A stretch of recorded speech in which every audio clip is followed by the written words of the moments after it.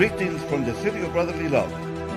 I am Fernando Mendez, host of the Round Table. We invite you to listen to our discussion of the themes of the day when we bring you regional, national, and international news.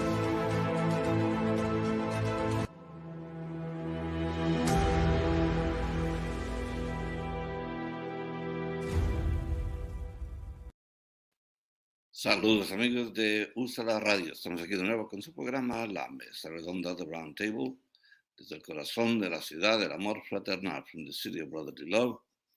Les habla Fernando Méndez, Pastor Joel Fisher controlando la máquina digital. And we have news from all over, regional, state news, national news, international news, all kinds of stuff. One of those things that once in a while reminds you how life can be short, even though it seems like he lived a long time. Drummer Charlie Watts. He died at the age of 80. And this is the headline. Charlie Watts, who has died at 80, provided the foundation that underpinned the music of the Rolling Stones. So that band that has been around forever, it seems, the band became a byword for rock and roll exes. But for Watts, playing with the Stones did not become the ego trip that drove Mick Jagger and Keith Richards. A jazz aficionado, Watts vied with Bill Wyman for the title of least charismatic member of the band. He eschewed the limelight and barely gave interviews. He famously described life with the Stones as 5 years of playing, 20 years of hanging around. We lament the passing of this great musician who actually was truly interested in music as an art. So, Charlie Watts. I wish we were permitted to play some of the Rolling Stones music. It's just some really good stuff, but we leave that for maybe a special occasion. We're permitted to even play music at this station. But the big news from Washington, the House approves Biden's $3.5 trillion budget blueprint. Remember this. There was all this talk about how Democrats were unhappy. Some Democrats were unhappy, and they were questioning some of the more liberal members of Congress opposed to a budget that didn't do enough for what they wanted. Some of the more conservative members worried that it was an awful lot of money, which it is. But Democrats managed to pass this budget, and no Republican support. No Republican support. And another bill that was very important that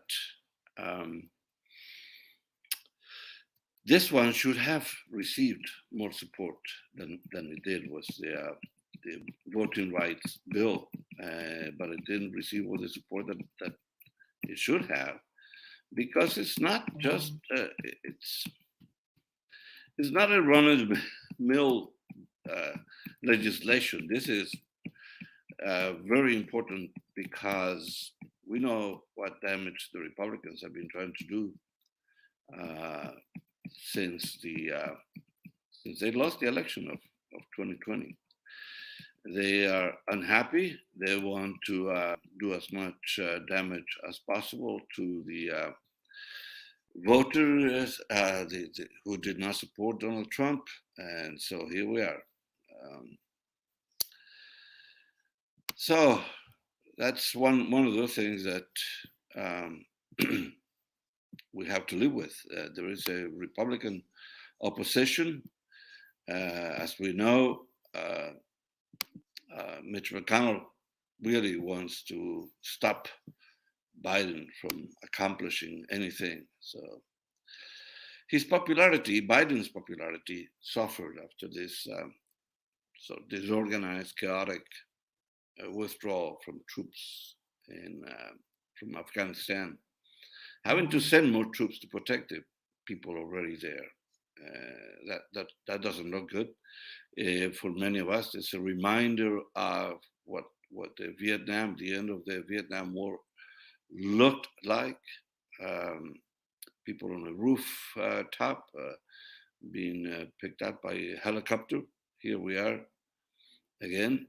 This is at the Kabul airport, and we see the chaos there.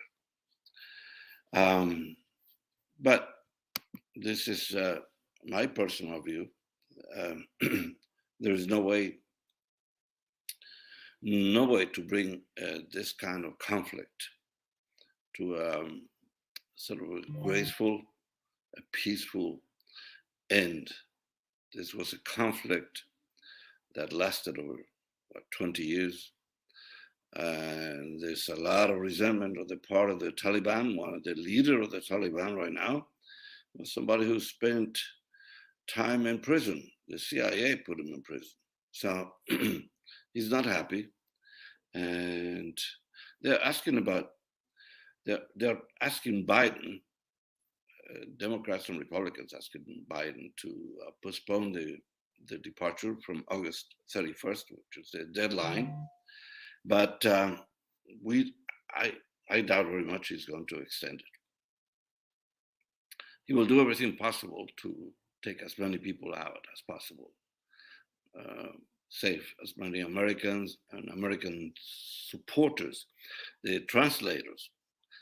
They are unintended victims of this conflict. The translators who actually supported the U.S., the troops in Afghanistan, and now they are exposed to a retaliation by the Taliban for having helped the Americans.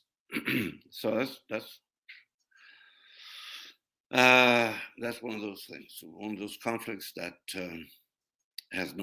there's no way to sort of paint it in a positive way. It was bad from the beginning. We should not be there. And it's bad at the end. We're living, and we're living in a way that depicts us as a weak power.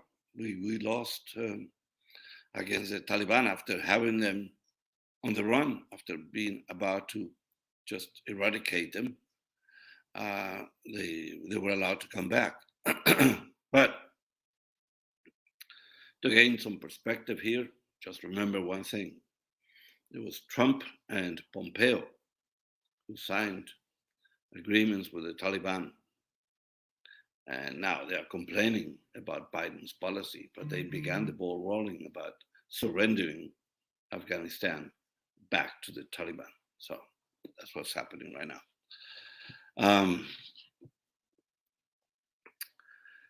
Well, it's one of those events in our history that we will remember in a negative way for a long time. It would affect our image of Biden as somebody who sort of fumbled in this. And yet, the direction in which this was moving was not of his making. And also, as he said when he made the decision, he says, all these presidents have passed on, that they postponed the decision. He said he would not postpone it. He would not hand to the next president the same problem in Afghanistan. So it's a time to decide, and he decided. And now he will pay. His popularity will suffer with this. No question about that.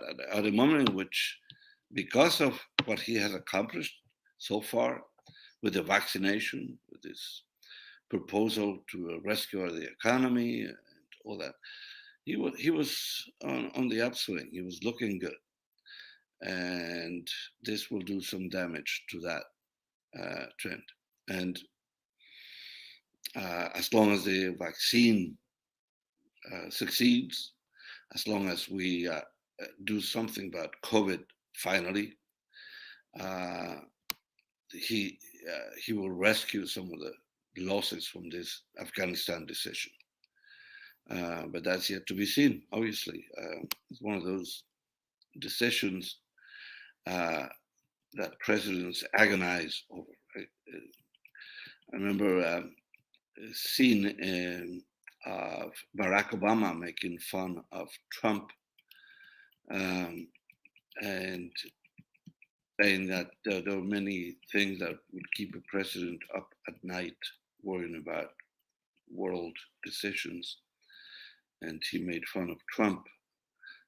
And he was concerned more about his ratings and so on. And the rumor is that Trump decided to run for president after Obama made fun of him. So probably not true.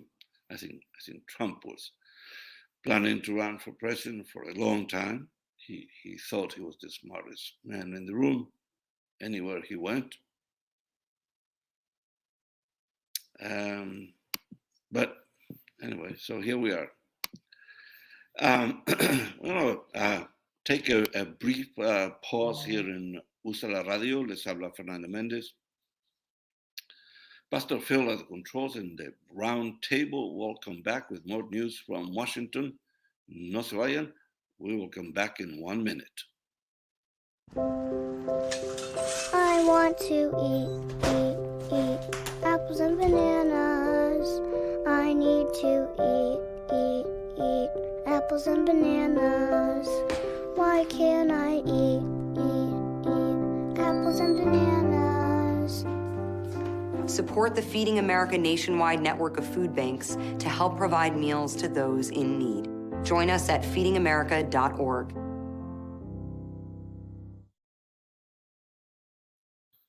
Señores oyentes de Ulsa la Radio, estamos aquí de nuevo con este programa La Mesa Redonda de Round Table.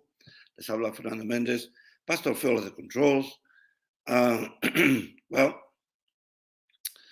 this is, it always seems like we go around and around with news about immigration decisions that seem to have solved a problem that would supposedly last for a long time. I mean, we understand that some laws have to be reviewed and they have to sort of adjust to the times, adjust to a new president, adjust to whatever is happening at the border with immigration, for instance. And yet, this whole thing about the border seems to come back constantly. So here we are again. There is a court ruling, U.S. court, that rules asylum seekers must remain in Mexico. The U.S. Supreme Court has ordered President Joe Biden to reinstate a policy of making asylum seekers stay in Mexico while claims are processed. The policy was put in place by his predecessor, Donald Trump, as part of his measures to restrict the number of asylum seekers entering the U.S. But Mr. Biden suspended it on his first day in office. Rights groups say the policy subjects migrants to dangerous conditions in Mexico's border towns. On Tuesday, the Supreme Court rejected a bid to block, excuse me, a bid to block a Texas-based judge ruling on requiring the government to revive the Migrant Protection Protocols, MPP, policy. It said the Biden administration had failed to show a likelihood of success on the claim that rescinded the policy was not arbitrary and capricious. It was not arbitrary and capricious. It was deliberate, and it was it seemed to be a sound decision at one point. The Biden administration can make another attempt to try and end the policy. The American Civil Liberties Union has called on Mr. Biden to try again and provide a fuller explanation for why the policy should be terminated. Some 70,000 migrants were enrolled in the MPP policy. A month after Mr. Biden's inauguration, his administration began to gradually process these tens of thousands of people waiting in Mexico, allowing them into the US while their cases are heard. It's not yet clear how many people will be affected by this ruling. Okay, but here we are again. We have gone from harsh policies, because they were harsh during the Obama administration, but Obama was actually following the law. And so when Janet Murguia from what was at that point NCLR, National Council of La Raza, would change its name to Latinos USA, Janet Murguia baptized Obama with the name of Deporter-in-Chief. He deserved the title, I guess, because he had deported 2.5 million people. But he was following the law. That's what he was doing. So that was not a popular decision for many Hispanics, for leaders of the Hispanic community. But Obama was following the law again. He was not doing anything illegal. Trump, on the other hand, went from that harsh policy to an even harsher policy of putting people in these cages at the border, women, children, people of all ages. And that was also not popular. And it's because Trump didn't want people to come to this country. Remember, he did everything possible to depict immigrants coming from the South, from Honduras and Nicaragua and further south. He did everything possible to block their entrance, block their arrival, to make it impossible for them even to travel north. I remember how he described, was it a train, I believe, that was coming from Honduras. And he said there were terrorists among the immigrants. There were terrorists among the immigrants. That's how he dealt with that policy. So, yeah, we know Trump did not have an enlightened policy at the border. He did not have an enlightened policy for COVID. He did not have any kind of sound policy for anything.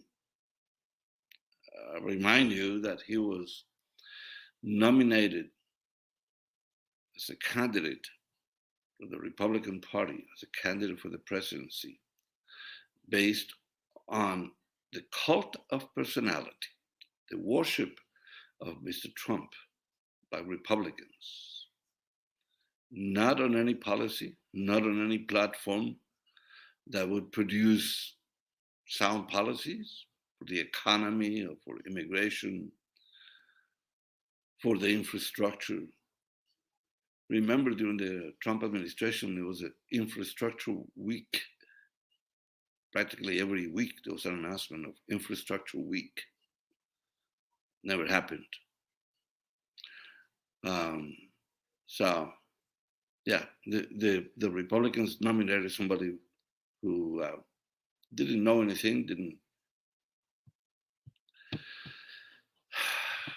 Why I continue to talk about this man who should go into oblivion in Mar-a-Lago, but he refuses. Like a bad penny, shows up again and again in the news. Anyway, and he's in the news now because he's supporting some candidates around the country, bring back his horrific policies, who support him and his followers. His followers. I don't know how many of the 73 million are still hanging on to the hope that he will come back. Oh, yeah, I forgot. He's president. According to them, Trump is still the president. He's secretly running the country. No, he was supposed to take office again August 11. I don't know what happened to that date because it came and went, and Trump is still not the president. Um, I don't know where to go with that. I guess they have another date. These QAnon people, these horrendous racist people worried about the country going too brown. Yeah, and that's why the 70,000 migrants enroll in this MPP policy. That's why they should stay away, according to. And now the Supreme Court, obviously, Supreme Court, will have more Republicans, more right-leaning people in it, more anti-immigrant people in it. I guess now they're going to rule on policies that affect immigrants in an adverse way. That's an issue for another day. I would like to just concentrate, focus at least a segment on that Supreme Court, the composition, who they are, these judges, and how we should pay attention because they affect our lives. They have a more immediate effect on our daily lives than a president, a vice president, even a governor. Judges affect our daily lives in family court, common pleas court here in Philly, even traffic court. So we should pay more attention to the people we put in those places. But we know that the Republicans hurried up and filled all the vacancies they could, as many as they could, in a hurry, with like-thinking people, as conservative as possible. You're a racist? No, you're a very appetizing candidate for our Republican platform. Anyway, I've gone all over the place with this, but it's one of the things that immigration is a hot potato. There's no solution because there should be a transformation, a reform of immigration. It will not happen as long as the Senate is 50-50, as long as there are so many in opposition in Congress, even Democrats who are opposed to reform, because there are many Democrats who are in red states. There's no appetite now for immigration reform anyway. But we should pay attention to this $1 trillion budget. $1 trillion. I remember when I was a kid, I mean, like, you say a million of anything. It's an amazing number. It was a 1 and 6 zeros. And then, well, in Spanish, a billion is not like, it's not 100 million. It's a million is more in Spanish, so it has more zeros according to our nomenclature. But it probably is the same, but it's just named differently. We just say 1,000 million. But a million, and now we're talking about trillions of dollars. And that is an amazing number. Think about this. And this is one of those things that I love to bring up. JFK in $1961, handed like that to Latin America, 20 billion with a B. And it transformed the economies of many of these countries. 20 billion, which is a drop in the bucket in this budget. Those 20 billion were used by Colombia, Peru, Ecuador, Argentina to transform many cities, to build airports, to feed children. The Alliance for Progress was called. And so we know nobody, no president since then has done anything like that. Johnson got caught in Vietnam. Nixon, Watergate. Ford was there not long enough. Jimmy Carter has been a better ex-president, and so on. So nobody actually did anything, has done anything for Latin America since then. So in this $1 trillion budget, let's see if any of that trickles down. And let's see where it goes. Let's see what transformation it brings to our country. Well, we're going to take another brief pause here in USA la Radio. Les habla Fernando Méndez. Pastor Phil at the controls will return in 1 minute. Once there was a boy who did the same thing again and again. One day, he was told he had autism. He got help and slowly learned how to live with it better. Early intervention can make a lifetime of difference. Learn the signs at autismspeaks.org.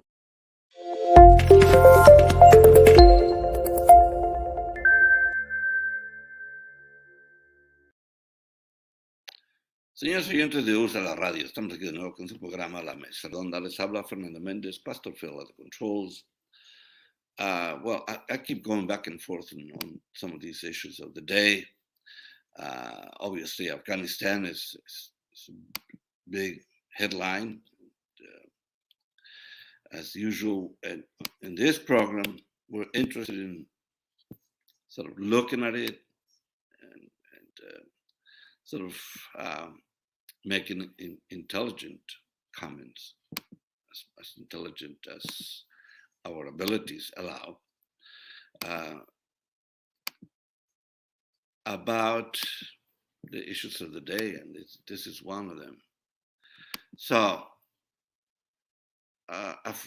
Afghanistan.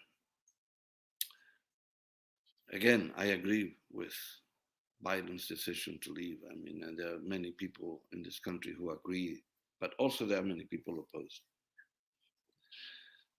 And some people that I admire, some politicians, Congressman Jason Crow, I have great respect for this man, who fought in Afghanistan, who is quite upset about the fact that we are withdrawn. But I agree with Biden's decision. He says, Biden said, the sooner we finish, the better. And he said the U.S. is on pace to meet a 31st August deadline for evacuation, despite previous calls for allies for an extension. He insists the sooner we finish, the better. He said some Americans, some American troops have already been withdrawn.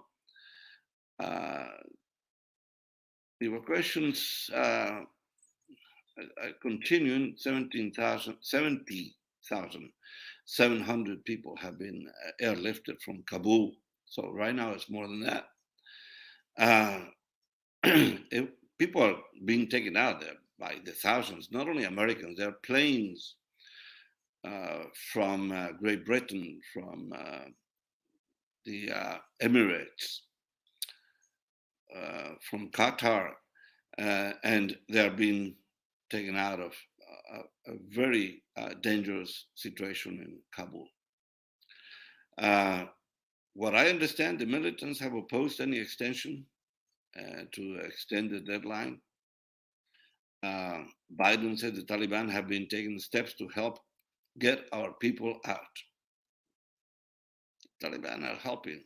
Of course they are. They want us out of there. They want people out of there. They are surrounding the airport. They are blocking many Afghans who want to leave. But the U.S. is insisting on taking American citizens at least, and some Europeans who came to help also are coming out of there.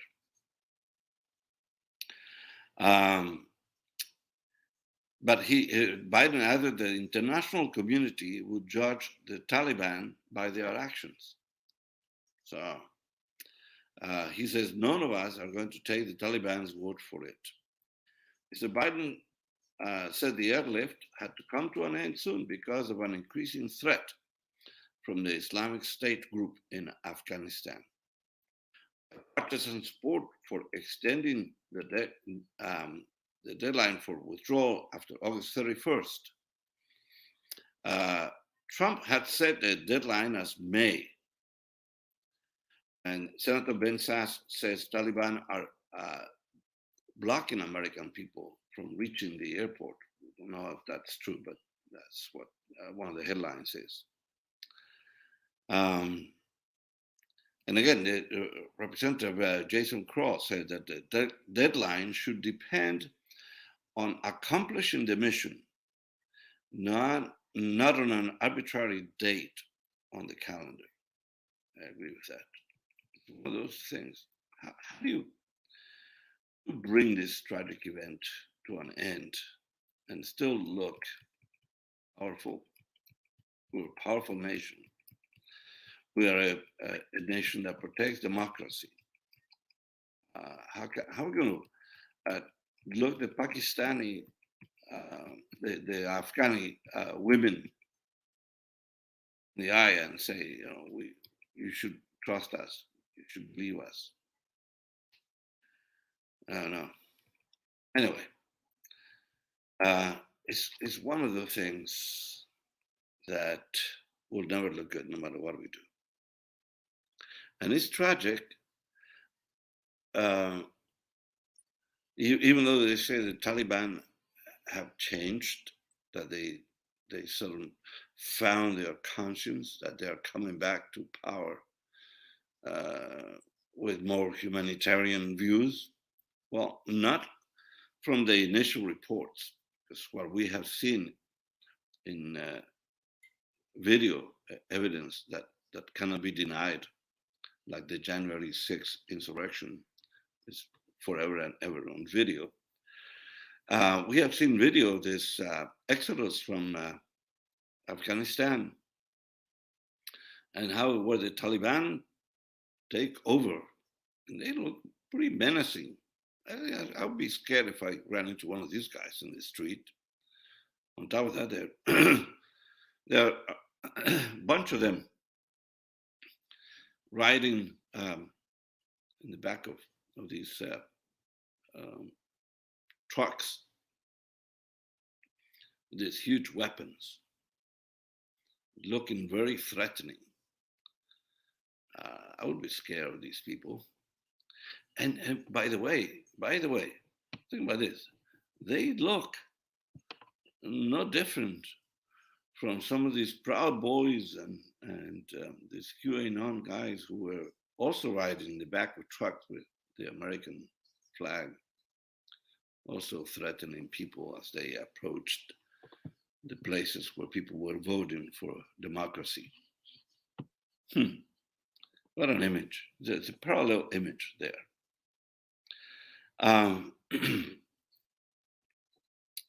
But how do we explain to these women that were promised a great future, young girls who were told, go to school, study, you have a future, you can be doctors, you can be lawyers, you can be women in business, you can be productive members of society. You don't have to marry at the age of 11 or 12. And how do we explain to these children, to these women, these girls, that the reality is so different. There is no future for them. I don't think anybody, as Biden says this in a political context, that they cannot be trusted to carry out the promises they have made. We certainly know that they cannot be trusted to give their people, to give their women a chance to have meaningful existences. And that is a tremendous loss. It's a tremendous loss for that country, for that society. It's a tremendous loss for humanity.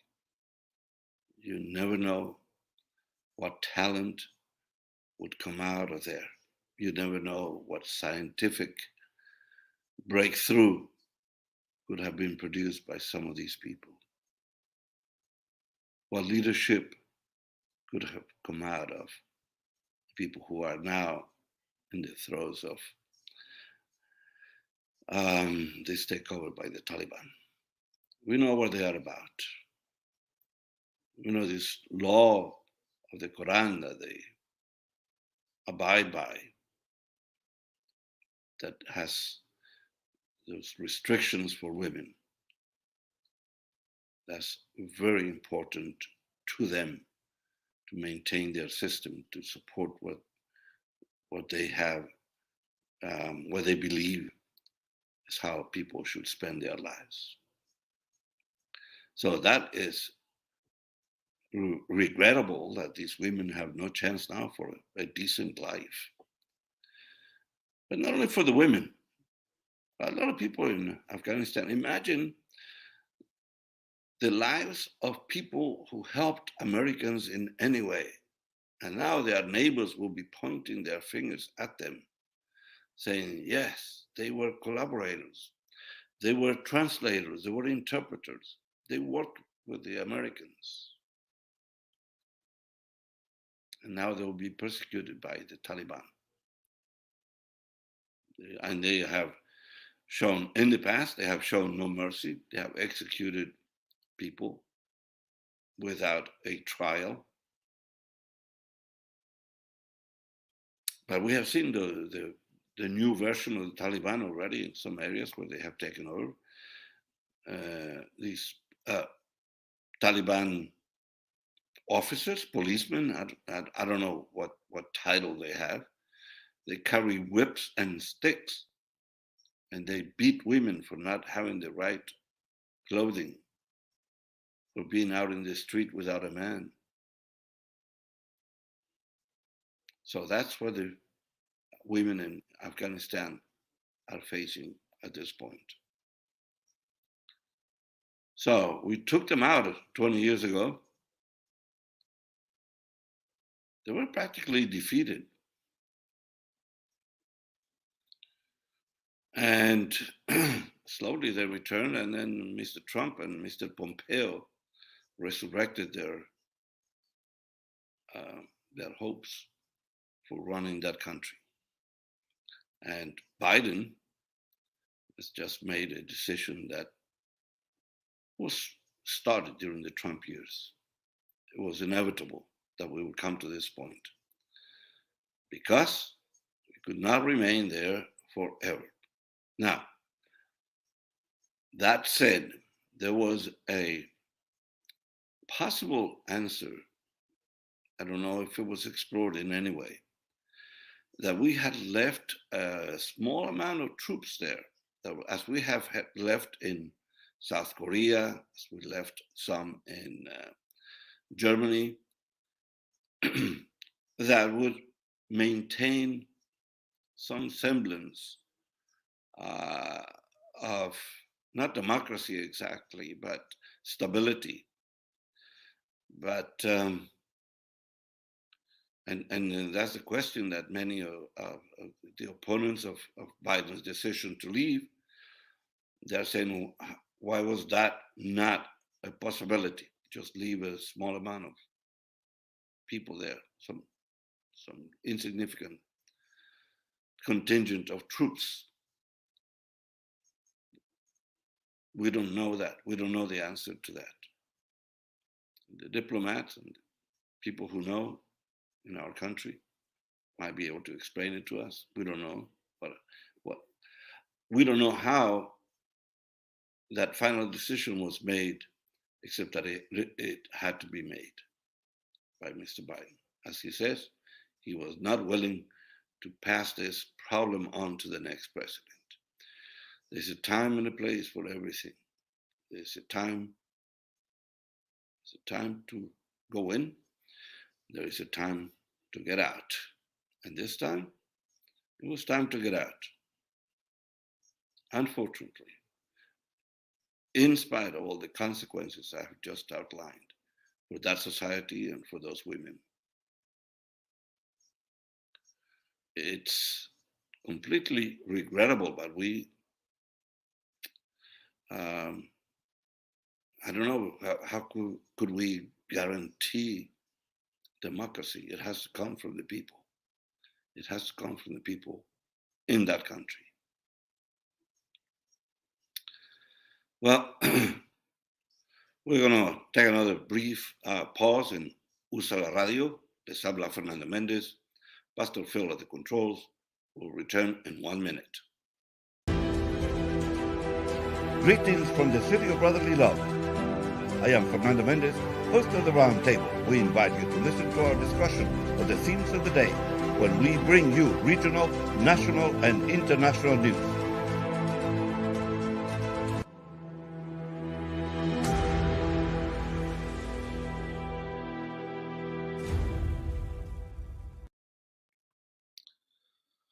Bueno, señores oyentes de Usa la Radio, estamos aquí de nuevo con este programa, La Mesa Redonda, The Round Table. Les habla Fernando Méndez, Pastor Phil at the controls. Another hot potato. The census of 2020. As we study the results, is one of the headlines I saw recently. Hispanic and Asian Americans driving US population growth. And look at that, there's two faces of this. On the one hand, a country that has always grown by means of immigration.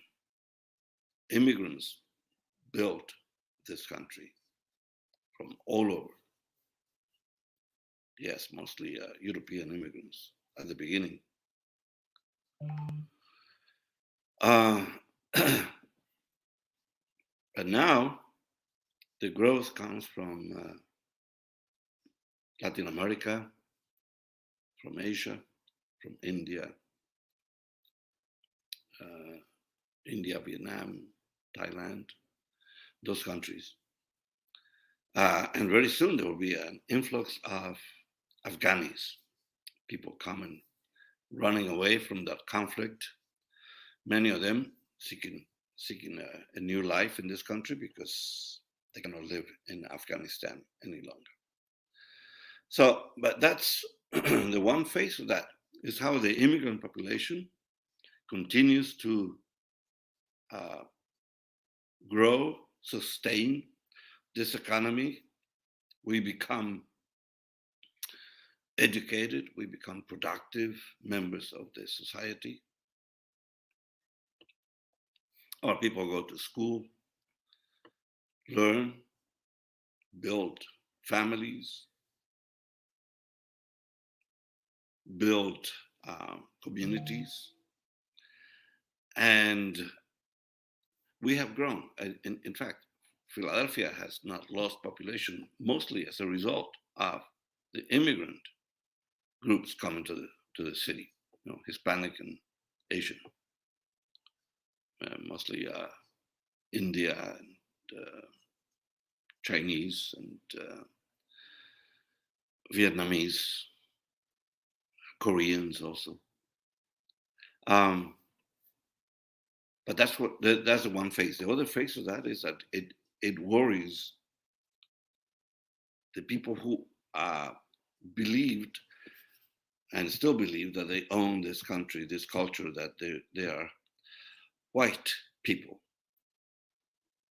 Except for one thing, they are not all white, because so many of them are descendants of Italians and Portuguese and Hispanic. I spoke to a man from California who supported Donald Trump.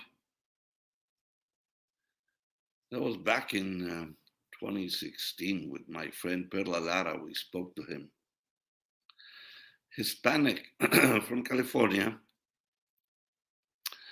He was the head of Hispanics for Trump in California, because he said Trump was good for the pocketbook. I would like to find this person again and see how he feels about how good he was for the pocketbook and how bad he was for the rest of our lives.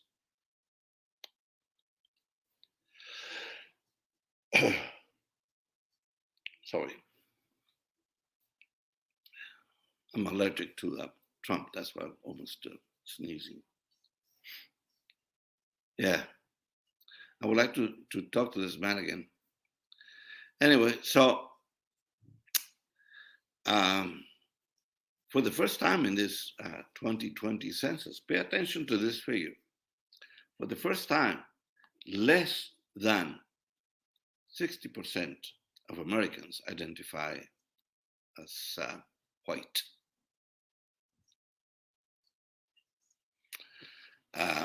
For the first time, it has fallen below 60%. And the growth of the population has been driven by ethnic minorities. That could explain the reaction of Trump's supporters to the changes we are contemplating in this country right now. The future of this country lies with the minorities, growth of Hispanics and Asians, Blacks. We will support this economy. We will grow our economy. We will make a better society. We will contribute our music, our arts. You know that Latino population, the kind of contributions to the music alone in this country, to music, to dance, to the arts, to painting, to sculpture. What we have done, not to say anything, but how we have contributed to sort of making American cuisine more interesting, more flavorful with our contributions. How we not only Latinos but Asians, you know, look at the Indian cuisine. Look at the cuisine from Peru, from Mexico. It has shaped that industry in this country. And so the results of this 2020 census, we have to keep looking at that, and we'll radically bring up this census. Results of the once-in-a-decade count will be used to draw voting districts ahead of next year's midterm elections. And this is the one thing that I wanted to mention.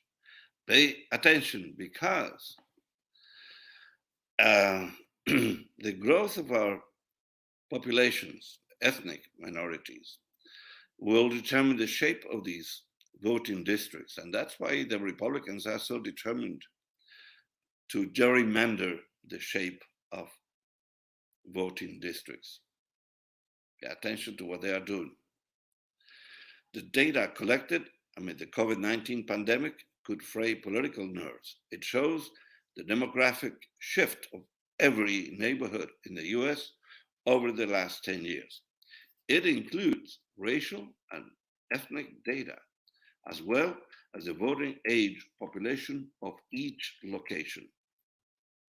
The overall population grew by 7.4% over the last decade to reach 331 million. I keep wondering every day, what's the number? How many are we? Well, we are 331 million Americans at this point. The rate of growth was the slowest since the 1930s. Just over half of the total growth was a result of an increase in the US Hispanic population, which reached 62.1 million.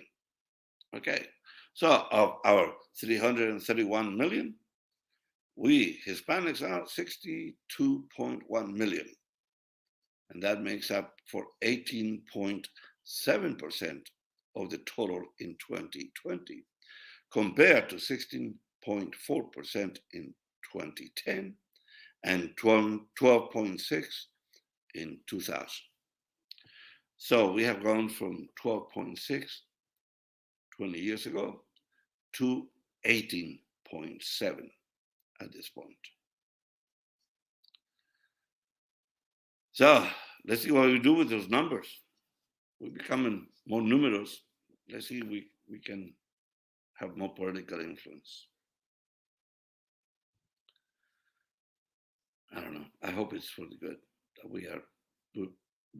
we're here in larger numbers, and let's see how we can affect the course of this nation, the destiny of this nation.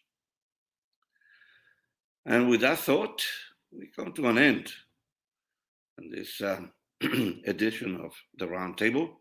Se despide Fernando Méndez, Pastor Phil at the controls. Los esperamos hasta la próxima.